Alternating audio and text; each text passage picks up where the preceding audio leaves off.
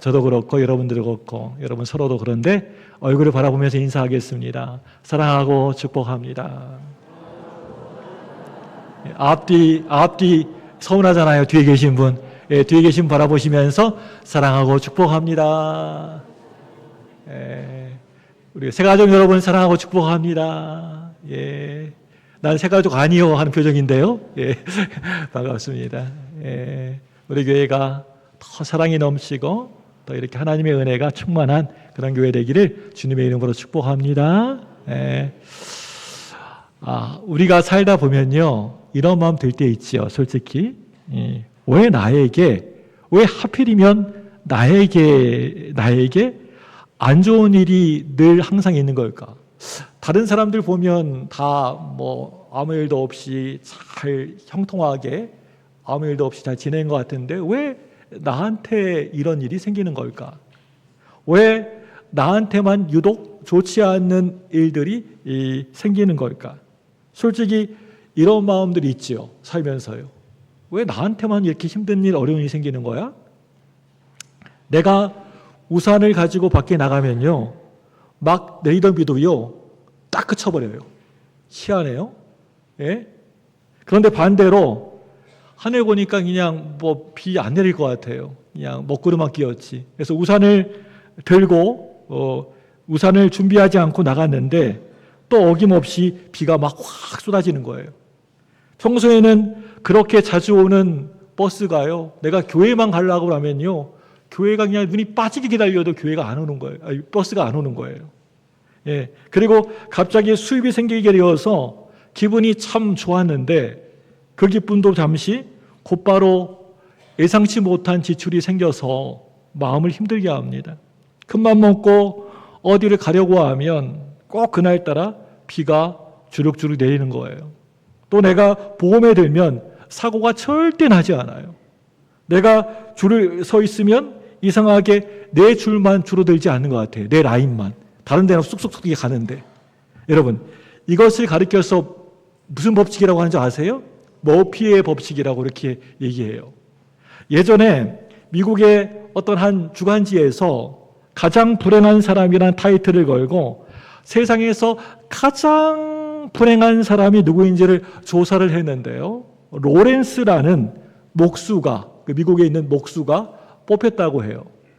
뉴욕에 살던 이 사람은요, 일을 하다가 그만 큰 전기 감전 사고를 당하게 되었습니다.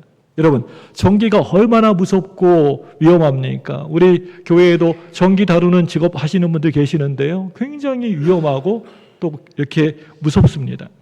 그런데 이 사람은요, 그 이후에도요, 2번씩이나 더 감전을 당하게 되어서 거의 죽을 뻔한 일을 겪게 되었습니다. 너무너무 마음이 힘들고 어려워가지고 결국 그 건설업체를 고발하게 되었고 변호사를 선임해서 진행을 하고 있는데 그 맡아서 이렇게 변호했던 이렇게 일을 처리했던 변호사가 그냥 죽어버린 거예요. 예. 그래서 2번째 이제 변호사를 선임했는데 그 변호사로 죽은 거예요. 예. 이제 3번째 변호사를 선임했더니 이번에는 그 변호사가 자기 부인과 아내와 바람이 나버린 거예요. 진짜 불행한 사람이죠. 예. 여러분, 정말 기가 막히고 코가 막히는 어이가 없는 일이지 않습니까? 그러던 중에 이 사람이 몸이 좀 이상해서 병원에 가봤더니 암 판정을 받게 되었습니다. 병원에서 약물 투여를 받다가 혼수 상태에 빠졌는데 나중에 이제 알고 보니까 의사의 오진이었어요. 그게요. 간 질환을 암으로 착각해서 벌어진 일이었습니다. 세상에서 나보다 더 불행한 사람이 어디에 있을까? 이 사람이 그렇게 말했다고 합니다. 우리가 지금 계속해서 매주마다 살펴보고 있는 욥의 얘기가 오늘로 몇 번째인지 아세요? 주보 보지 마시고. 몇 번째게요? 퀴즈. 예, 벌써 8번째예요. 예. 엄청 많이 나갔죠? 예, 예. 성경에 등장하는 수많은 인물들 가운데 욥만큼이나 여러분 아까 전에 머피의 법칙 얘기했지만은 로렌스도 얘기했지만은 욥만큼이나 불행한 사람이 여러분 또 어디 있을까요? 욥 진짜 불행한 사람이잖아요. 예. 아마도 세상에서 가장 불행한 사람이라는 그런 대회가 있다면, 세상에 그런 대회가 있다면요, 아마 이 욥이 당연히 1등을 했을 겁니다. 욥은요, 자기의 모든 재산을 다 잃어버렸잖아요. 막 집이 불이 타버리고 다 없어져 버렸어요. 또 자녀들도 한날 한시에 다 같이 다 한꺼번에 다 죽어버렸습니다. 그리고 자기의 몸도 뭐 악성 종기가 나가지고, 악독한 종기가 나가지고 만신창이가 돼버리고 말았습니다. 그래서 욥은요, 끊임없이 하나님께 묻고 또 묻고 싶었습니다. 하나님, 저에게 왜 이런 고난과 고통을 주시는 겁니까? 하나님, 내가 그런 대로 잘 믿고 또 내가 착한 일도 많이 하고 잘못한 거 없는 것 같은데 왜 저한테 이런 어려운 고난을 저에게 주시는 겁니까? 이거 묻고 싶었을 거예요, 아마. 하나님도 그런 대로 잘 믿으려고 했고 올바르게 살려고 엄청 애쓰고 노력했는데 왜 도대체 제가 뭘 잘못했다고 저에게 이러시는 거예요. 막 따지고 막 삿대질하고 싶었을 겁니다.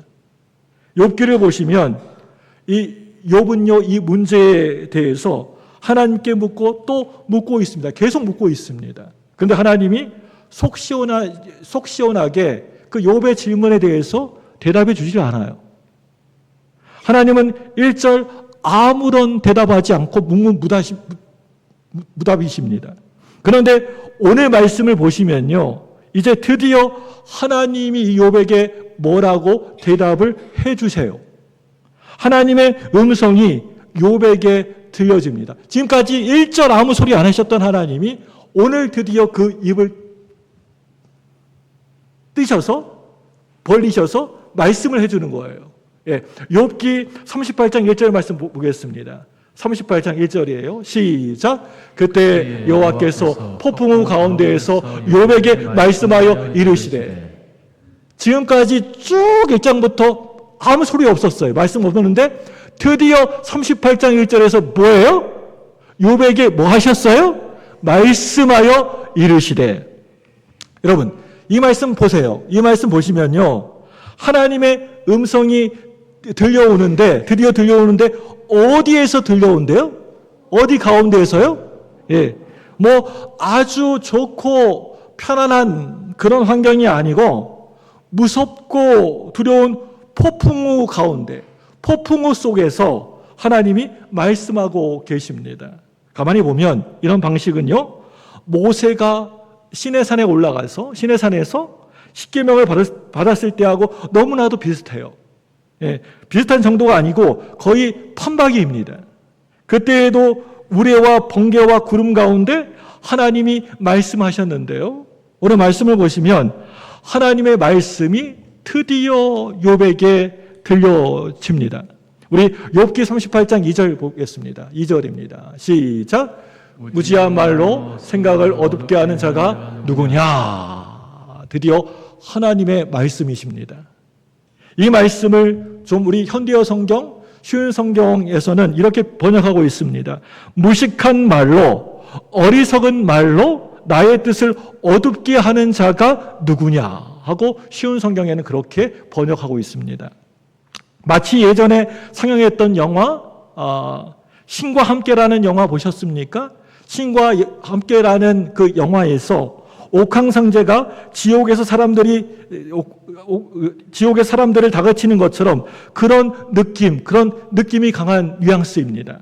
그리고 3절 말씀에서 하나님은 또 이렇게 말씀하십니다. 우리 3절 말씀 보겠습니다. 다 같이 시작. 너는 대장부처럼 허리를 묶고 내가 내게 묻는 것을 대답할지니라. 뭐처럼요? 대장부처럼. 네.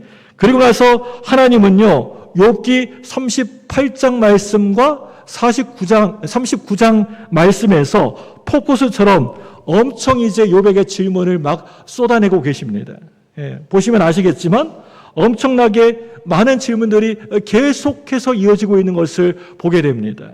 지금 하나님이 욥에게 말씀하신 것은요, 뭐 여러 말씀이 아니라 딱 이것입니다. 내가 세상을 만들었고 세상의 모든 질서도 내가 다 만들었고 지금도 내가 여전히 세상을 움직이고 있다. 이 모든 것은 다 내가 알고 있고 내가 다스리고 있다. 하나님은 이렇게 말씀하고 계시는 겁니다. 그리고 하나님은 또 이렇게 묻고 계십니다. 욥, 너는 이 세상에 대해서 얼마나 알고 있냐? 네가 세상에 대해서 네가 얼마나 알고 있냐? 이 하나님의 질문에 욥은 아무런 말도 할 수가 없었습니다. 하나님은 오늘 욥기 38장 2절에서 생각이라는 단어, 곧 하나님의 계획을 말씀하고 계시는데요. 우리 욥기 38장 2절 말씀 다시 한번 보겠습니다. 시작. 무지한 말로 생각을 어둡게 하는 자가 누구냐? 예. 욥아, 세상 모든 것에는 다 나의 계획이 뜻이 있단다. 욥아, 지금 너에게 일어나고 있는 그 일도 사실은 다 내 계획 안에 있는 거란다. 하나님은 지금 이렇게 말씀해주고 계시는 거예요. 지금은 잘 이해하지 못하지만 지금 너를 향한 아주 특별한 뜻이 있다는 것. 이게 바로 하나님이 욥에게 하시고자 하셨던 말씀이라는 겁니다. 욥기 전체를 통해서 하나님이 저와 여러분들, 이 시간 저와 여러분들 우리에게도 주시는 메시지도 똑같습니다. 동일합니다. 그게 뭐냐면요. 모든 것이 다 내 뜻 안에 있단다. 모든 것이 하나님의 뜻 안에서 진행되어지고 있단다. 이게 핵심이고 중심입니다. 우리는 늘 우리에게 바로 눈앞에서 일어나는 사건만 보면서 막 그걸 바라보면서 짜증내고 원망하고 불평할 때가 참 많죠. 고통이 나에게 오지 않을 때에는 아무렇지도 않습니다. 나랑 별개의 문제일 때는 뭐 전혀 아무런 느낌이 없습니다.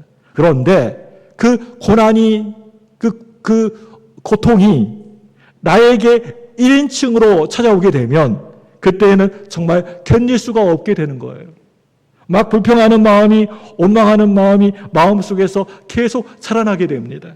그런데 하나님 말씀은 저와 여러분들 또 우리들에게 이렇게 말씀하십니다. 뭐라고요? 지금 너의 인생에 원치 않는 일이 발생할지라도 그 안에도 다 하나님의 계획이 있단다. 이렇게 말씀해 주셔요. CCC 선교단체에서 전도할 때 사용하는 사형이라는 책자가 있는데요. 한번 보여주실래요? 네, 사진. 예. 저거 엄청나게 제가 가지고 다녔습니다. 전도할 때. 예, 학교에서도 배우기도 했고. 예, 저도 신학교 다닐 때 했던 이 책 엄청 외워서 전도했던 기억이 있습니다. 예, 사형에 대해서 아시나요? 이 책은요, 우리 인생을 향한 4가지 영적 원리를 잘 설명해주고 있는 전도지입니다. 그 첫 번째 원리, 제1 원리가 여러분 이것입니다.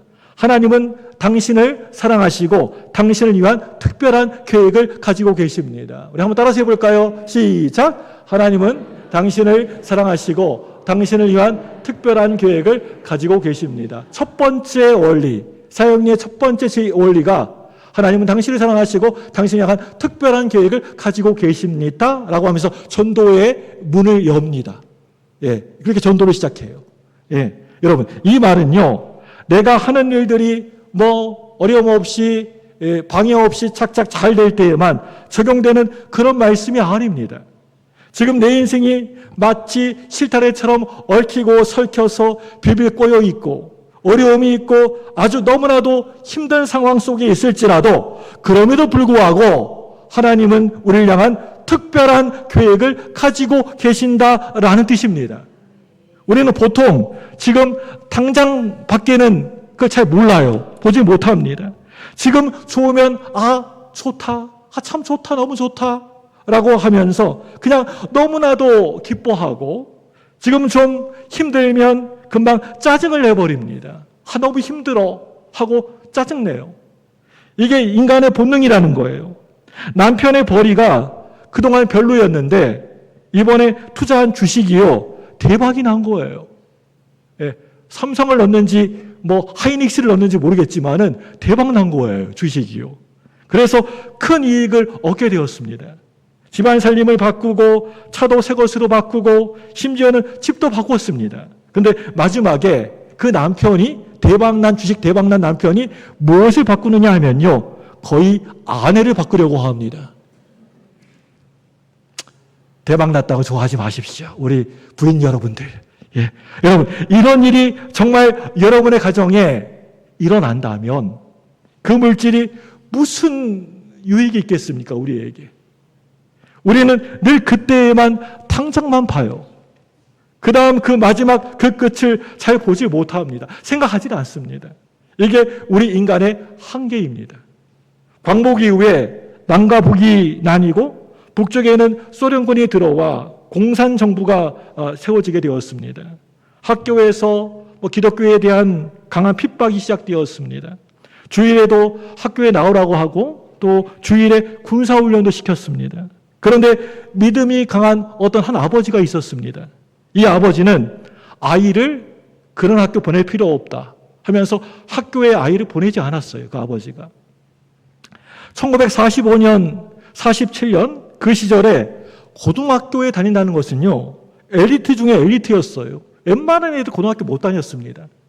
대학을 준비하고 사회에 중요한 인물이 될 꿈을 가진 아이였죠. 그런데 아버지가 학교에를 보내지 않는 거예요. 아빠, 학교 안 가면 큰일 나요. 선생님께 두드려 맞아요. 안 된다. 너는 믿음을 지켜야 된다. 그런 학교는 절대 보낼 수 없어. 결국 이 아이는 퇴학을 당하고 말았습니다. 아이의 마음은 완전히 무너져 내렸습니다. 자기 친구들처럼 성공하고 유명해질 수 있다고 생각했는데 고등학교 퇴학으로 모든 것이 다 끝나버린 것입니다. 하나님이 너무너무 원망스럽고 또 아버지가 너무너무 미웠습니다. 싫었습니다. 그런 중에 6.25 전쟁이 한국 전쟁이 터진 거예요. 함께 같이 학교에 다니던 친구들은 모두 학도병으로 이렇게 끌려갔습니다. 이 아이는 학교 다니고 있어요? 안 다니고 있어요? 예, 그 퇴학 기록 때문에 끌려가지 않게 되었습니다. 그 이후에 남한으로 내려오게 되었고 나중에 알아보니까 그때 학도병으로 끌려갔던 친구들은 모두 전쟁에서 죽었습니다. 자기 혼자만 살아남게 된 거예요. 퇴학 당했을 때는 막 원망과 하나님도 원망하고 아버지도 불평하고 원망하고 이렇게 있었지만 그것이 무엇이었습니까? 하나님의 계획, 하나님의 생각이었다는 겁니다. 우리의 인생에도 살다가 보면요. 이런 순간이 너무나도 많아요. 저도 한 50밖에 안 살았지만은 이런 일들이 수도 없이 많이 있었습니다. 우리 하나님의 계획은요. 우리가 감히 상상할 수도 없는 수준입니다. 그렇기 때문에 지금 좀 힘들고 어렵다고 해서 불평해서는 안 됩니다. 하나님 이게 뭐예요? 하나님 왜 저에게 이러세요? 하시면 안 된다는 거예요. 왜 그런가 하면요. 하나님의 생각이 분명히 있으시기 때문입니다. 하나님의 뜻이 있다니까요. 성경은요. 우리 하나님의 생각에 대해서 이렇게 말하고 있습니다. 첫째로요. 하나님의 생각은 우리의 생각하고는 전혀 완전 다르다라는 겁니다. 우리 이사야서 55장 8절 9절 말씀 함께 볼까요? 같이 읽겠습니다. 시작. 이는 내 생각이 너희의 생각과 다르며 내 길은 너희의 길과 다름이라. 여호와의 말씀이니라. 이는 하늘이 땅보다 내 길은 너희의 길보다 높으며 내 생각은 너희의 생각보다 하나님 생각과 우리 생각이 이렇게 서로 잽이 돼요? 비교가 됩니까? 비교도 안 될 정도라는 거예요. 예, 여러분 이 말은요. 하나님의 생각, 저와 여러분 우리의 생각하고는요. 차원이 전혀 완전 다르다라는 뜻입니다. 욥은 고통 속에서 그 고통의 이유와 원인만을 열심히 찾고 있었습니다. 욥의 친구들도 마찬가지였습니다. 그런데 하나님은 전혀 다른 차원의 뜻을 가지고 계셨습니다. 하나님의 생각은요. 우리가 감히 상상도 하지 못할 정도라는 거예요. 여기에서 정말 중요한 것은요. 하나님 안에서 나쁜 결말이 존재하지 않는다라는 사실입니다. 우리가 영화나 드라마 보면 끝이 그냥 나쁘면 여러분 어때요? 이 영화 그냥 개떡 같네. 이 드라마 괜히 봤네. 이렇게 얘기하잖아요. 근데 하나님의 그러한 모든 하나님의 영화, 하나님의 드라마는 끝이 어때요? 결말이? 나쁜 결말이 있어요? 없어요? 없다는 거예요. 한 왕궁에 아름다운 아주 멋진 그 모자이크 유리벽이 있습니다. 처음에는 큰 통유리를 붙이려고 했는데 이걸 사람들이 이렇게 옮기려다가 운반하려고 하다가 떨어뜨려 가지고 그 통유리가 그냥 깨져버리고 만 거예요. 바싹 깨져버리고 말았습니다.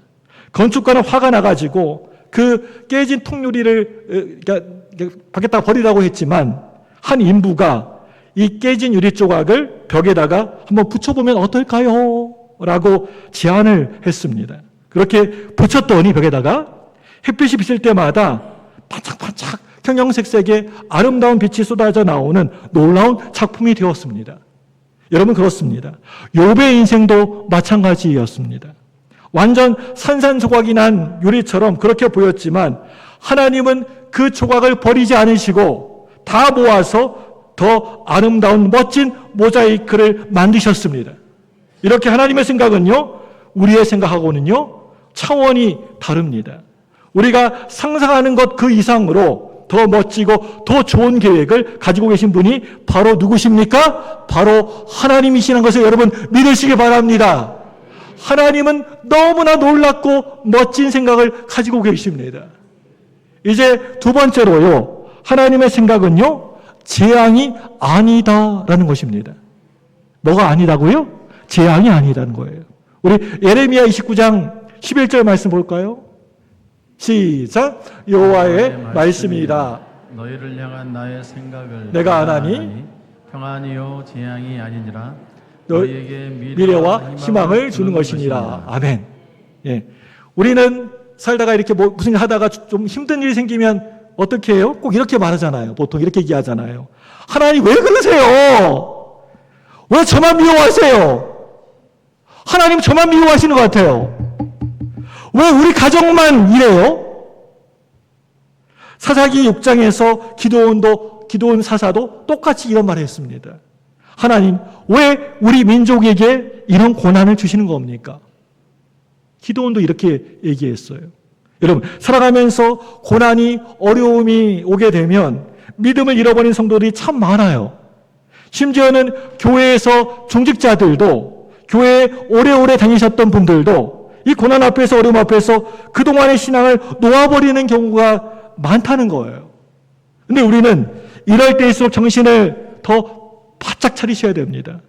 하나님은 절대 결코 우리를 힘들게 불행하게 하시는 분이 아니시라는 겁니다. 우리를 괴롭게 하시는 분도 아니에요. 우리에게 재앙을 주시는 분도 아니고, 우리가 막 고통당하고 막 괴로워하는 것들 보면서 웃으시면서 좋아하시는 그런 분도 아니십니다. 오늘 말씀을 잘 보십시오. 하나님이 우리에게 뭘 주신다고 하고 계십니까? 뭘 주시겠다고요? 평안을 주시겠다. 그렇게 약속하고 계십니다.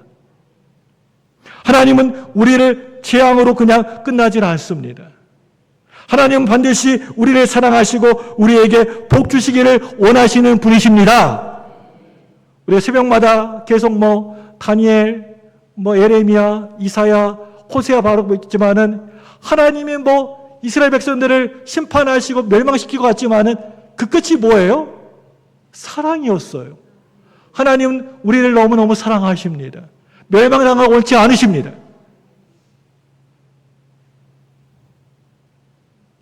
우리 하나님은요, 지금도 한 번도 실수하신 적이 없으세요. 한 번도 실패하신 적 없으세요. 우리는 지금의 과정만 보면 왜요? 왜 저에게 왜 그러세요? 라고 자꾸만 묻습니다. 그런데 하나님의 계획은요, 재앙이 아니라는 거예요. 여러분 이거 아셔야 돼요. 욥을 보십시오. 고난받고 고통당하고 그걸로 끝났나요? 그걸 끝이었어요? 욥 너 고생 진탕 한번 당하고 너 한번 고생 좀 해봐라. 그리고 끝났나요? 그렇게 끝이 납니까 욥기가? 고난으로 고통으로 끝나지 않아요. 끝 한번 보세요. 끝을요. 다음 주에 이제 욥기 마지막 시간인데 말씀을 여러분 계속 보시면 하나님은 욥을 회복시켜 주시고 갑절의 은혜와 갑절의 평안을 주셨던 것을 보게 됩니다. 여러분 우리 하나님의 계획 안에서는요 새드 엔딩 이렇게 막 슬프게 막 비참하게 끝나는 그런 게 없습니다. 반드시 해피엔딩뿐이라는 것을 여러분 믿으시길 바랍니다. 예전에 기독교 방송인가요? 기독교 방송에서 들은 것 같은데요. 어떤 목사님의 간증을 들은 적이 있었어요. 이 목사님은요, 37세의 나이에요. 구로동에, 서울 구로동에 교회를 개척하셨다 합니다. 개척은 어렵고 힘듭니다. 저희 아버님이 개척하는 거 보니까 너무 힘들어 보이시더라고요. 예. 그때 막내딸을 임신했고 아이가 태어났습니다. 너무너무 참 예쁜 딸이었고 이름을 이루라고 지었습니다. 얘 이름을 이루. 예. 이 이루가 무슨 뜻이냐면 하나님의 뜻을 이루자에서 이루라고 이렇게 이름을 지었대요. 그런데 아이가 3살쯤 되었을 때 몸이 좀 이상해서 병원에 데리고 가봤더니 소아암 진단을 받게 된 거예요. 개척교회 목회는 너무 힘든데 그 와중에 아이까지 이런 병을 얻게 되었으니 하나님을 향한 원망이 하늘을 찔렀습니다. 하나님, 어떻게 이러실 수가 있으세요? 하나님의 일을 열심히 하겠다고 준비하고 이렇게 목회하고 이렇게 있는데 왜 이런 고통을 주시는 겁니까? 너무 괴롭고 너무 힘들었어요. 그 시절 장애에 대한 사회적 인식도 없었고요. 시설도 없었고 지원도 없었습니다. 그래서 목사님은 그 아이가 목사님의 걸림돌이 될 것이라고 생각을 하고 해외 입양을 결심하게 됩니다. 그런데 기도하면 기도할수록 하나님이 이 딸을 향한 계획이 있다고 마음속에 계속 이렇게 마음을 주시는 거예요. 이 목사의 마음에. 마지막에 이런 확신이 있었습니다. 하나님이 이 아이를 향한 계획이 있으시구나. 그래서 마음을 바꾸게 되고 하나님의 뜻 안에서 이 아이를 키우기로 이렇게 결심하게 됩니다. 시간이 지나 목회는 잘 되었고요. 교회는 점점 성장하게 되었습니다. 딸도 건강하게 잘 자랐습니다. 그리고 1993년 교회는 강원도 홍천에 해뜨는 집이라는 자폐 장애인 시설을 세우게 됩니다. 그 당시에 정부는 이 장애인 시설에 그렇게 별로 관심도 하나도 없었고 지원도 없었습니다. 그런데 한 교회가, 그것도 그렇게 크지 않은 교회가 사회적 약자를 위한 최고의 시설을 세운 것입니다. 지금은 아예 법인을 만들어서 엄청난 장애 사역을 하고 있습니다. 처음 딸이 태어났을 때에는 하나님, 왜 우리에게 이런 고통을? 개척교회 하고 있는데 하나님 일 좀 해보고 싶다는데 왜 이런 일이 우리 가정에 생긴 거예요? 이렇게 원망했지만 하나님은 그 가운데 놀라운 계획을 가지고 계셨습니다. 한 아픈 아이를 통해서 장애인 사역이라는 이런 큰 비전을 주신 것입니다. 여러분 꼭 기억하십시오. 하나님께서는 실패가 없으십니다. 하나님께는 실수가 없으십니다. 하나님의 계획은 조금도 틀리지 않으십니다. 완벽합니다. 우리가 모를 뿐입니다. 우리는 지금의 현재의 고통, 지금의 어려움에만 멈춰 있을 때가 참 많습니다. 욥도 그랬습니다. 하나님 왜 이러세요? 왜 나를 이렇게 힘들게 하십니까? 하고 따지고 싶었습니다. 그런데 마지막에 욥은 분명히 깨닫습니다. 그게 뭐냐면요. 욥아, 나는 너를 사랑한단다. 욥아, 나는 너를 지키고 있단다. 나는 너를 향한 특별한 계획을 가지고 있단다. 하나님의 말씀이었어요. 오늘 하나님은 저와 여러분들, 우리에게도 동일하게 말씀하십니다. 욥에게 했던 말씀 동일하게 말씀하십니다. 인생의 고난과 고통이 그게 전부가 아니라 그 뒤에는 하나님의 놀라운 특별한 계획이 우리 가운데 있다는 사실을 말씀하고 계십니다. 오늘 이 시간 하나님의 음성을 귀 기울여 듣는 은혜가 있기를 주님의 이름으로 소망합니다. 여러분, 고통이 아닌, 절망이 아닌, 시험이 아닌, 위기가 아닌 그 순간에도 하나님의 놀라운 계획이 있다는 것을 여러분 믿으시기를 바라고, 하나님이 여전히 저와 여러분 우리를 사랑하시고 그 특별한 뜻 가운데 우리를 이끌고 가신다는 것을 여러분 믿으시기를 바랍니다. 바라기는 믿음으로 끝까지 온전히 나아가시는 여러분 모두가 되시기를 주님의 이름으로 간절히 축복합니다. 우리 이 시간